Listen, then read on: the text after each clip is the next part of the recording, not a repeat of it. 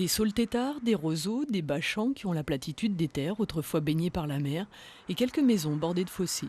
Nous sommes ici à Bethléem, hameau de Pendé, quelques dizaines d'habitants et un mystère à découvrir. Ça viendrait d'une ferme qui aurait été ici dans le temps, qui aurait recueilli des orphelins. Bon, il y a des tas d'histoires qui courent à ce sujet-là, mais quelle est la vérité? On ne sait pas vraiment. Dans le jardin d'à côté, nous ne trouvons pas le bœuf, mais les ânes. Hermès et Élysée, vous exagérez. C'est la télévision.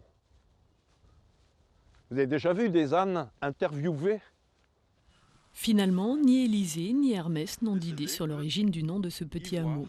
Leur maître, en revanche, nous raconte l'histoire de conquérants venus d'Orient, des Cananéens séduits il y a bien longtemps par notre littoral et qui y auraient fait souche. Il y a eu ici donc un peuple qui peut-être persiste encore dans les villages qui nous entourent et qui a intitulé ce pays Bethléem, en souvenir du lieu fameux où est né Jésus.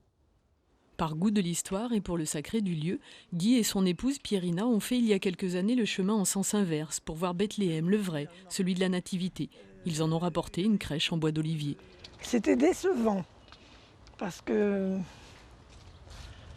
dans le bâtiment religieux qui était là, il y avait très peu de place pour la Nativité. Il fallait descendre quelques marches et on ne voyait presque rien. Pour revenir à notre Bethléem, on en trouve la trace dans un dictionnaire topographique en 1867. Une ferme et 7 habitants.